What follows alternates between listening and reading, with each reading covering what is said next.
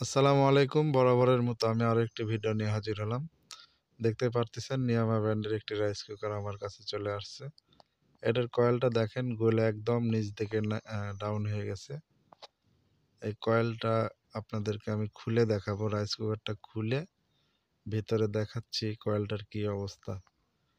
আসলে রাইস কুকারের কয়েলগুলা গলে আপনার যদি কয়েলের উপরে পানি পড়ে কিংবা রাইস কুকারের বাটি যেটা আপনারা ইউজ করেন সেটার যদি তলা সমান না থাকে, দেখা যাচ্ছে উঁচা নিচু চেকা খেয়ে গেছে, সেই ক্ষেত্রে কিন্তু ওই বাটি দিয়ে রান্না করলেও আপনার রাইস কুকারের কয়েল কিন্তু এরকম গলে যাবে। প্রথমে পিছনের রাইস কুকারের 3টা নাট খুলে নিলেই আপনার পিছনের ক্যাপটা আলাদা হয়ে যাবে। তারপরে এক এক করে রাইস কুকারের যে 2টা টার্মিনাল আছে সেই টার্মিনালের তারগুলা আপনারা স্টার মারতুলের সাহায্যে বাসায় বসে এরকম ভিডিও দেখে দেখেও কিন্তু খুলে নিজে নিজে সার্ভিসগুলো করতে পারবেন।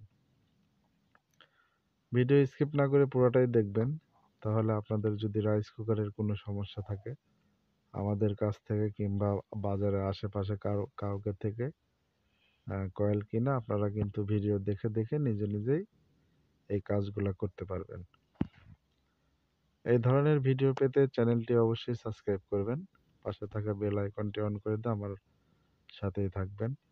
দেখতে পাচ্ছেন আমি প্রথমেই রাইস কুকারে যে নাটগুলো আছে সেগুলো সুন্দর করে খুলে নিলাম। এখন আপনাদেরকে দেখাবো যে রাইস কুকারের কয়েলটা দেখেন কিভাবে গলে একদম ভিতরে যে কয়েলটা থাকে, কয়েলের পাইপ, সেটা কিন্তু বের হয়ে আসছে। দেখতে পাচ্ছেন ভিউয়ার্স। রাইস কুকারের অবশ্যই আপনারা যদি আপনাদের রাইস কুকারের কয়েলের পানি পড়ে সেই ক্ষেত্রে কি করণীয়, পানি পড়লে আপনারা জাস্ট ওইভাবেই একটা শুকনা তেনা দিয়ে মুছে রোদে রেখে দিবেন। সারাদিন রোদে রাখার পরে সেই দিন আর রান্না করবেন না, পরের দিন আপনারা রান্না করতে পারেন। অথবা আপনাদের যদি বাটির চাকা থাকে কিংবা উঁচা নিচু থাকে সেই ক্ষেত্রে কিন্তু আপনারা ওই বাটিটা আর এটাতে ইউজ করবেন না। এখন সাধারণত যে রাইস কুকারগুলো আছে প্রায় সব রাইস কুকারেই 2টা বাটি থাকে, একটা স্টিল একটা নন স্টিল। যদি নন স্টিলের বাটির থেকে থাকে আর ওরকম যদি চাকা হয়ে যায় তাহলে কিন্তু অবশ্যই আপনারা ওই বাটিটা কিন্তু এই রাইস কুকারে দিয়ে আর রান্না করবেন না। আপনাদের যে স্টিলের যে ভালো বাটি আছে সেটা কিন্তু আপনারা ব্যবহার করতে পারেন। আর স্টিলের বাটি কিন্তু সহজে চেকা খায় না, পড়ে গেলেও আছাড় খেলেও কিন্তু কোনো সমস্যা হয় না।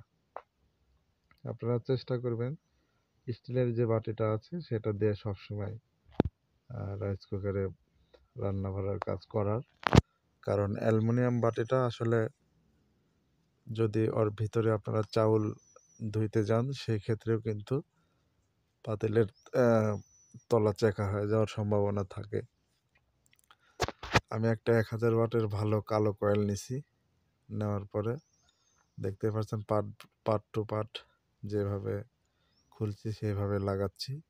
প্রথমে লাল তার আর সকেটের যে ফিউজটা আছে সেই 2টা দিয়ে একটা কয়েলের টার্মিনালে দিয়ে দিলাম এবং পরেরটা একটি হিট কয়েলের যে তার আর যে লাইট রাইস কুকারের যে কন্ট্রোল বক্স আছে মানে বোর্ড আছে সেখান থেকে যে তার নীল তারটা আসছে সেটা কিন্তু ফিটিং করে দিলাম।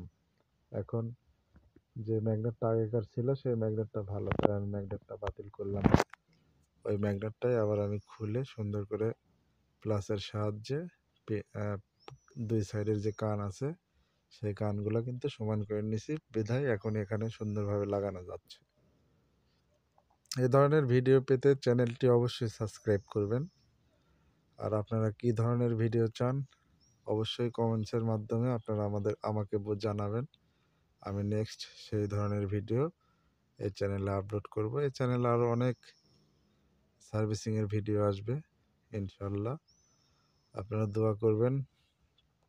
আর আপনাদের যদি কোনো সমস্যা থেকে থাকে কিংবা রাইস কুকারের কোনো পার্টস পাতি যদি লাগে সেক্ষেত্রে আমাদেরকে জানাবেন। আমরা কুরিয়ার সার্ভিসের মাধ্যমে বাংলাদেশের সব জায়গায় কিন্তু মাল পাঠায় দিয়ে থাকি এবং এগুলো সব ভালো কোয়ালিটির এ ক্যাটাগরির। আপনাদের রাইস কুকারের কয়েল বলেন, গ্যাসের চুলার পার্টস পাতি বলেন, সব কিছুই কিন্তু আমাদের কাছে অ্যাভেলেবেল থাকে। আপনারা আমাদের কাছ থেকে নিতে পারবেন। সবাই ভালো থাকবেন, সুস্থ থাকবেন।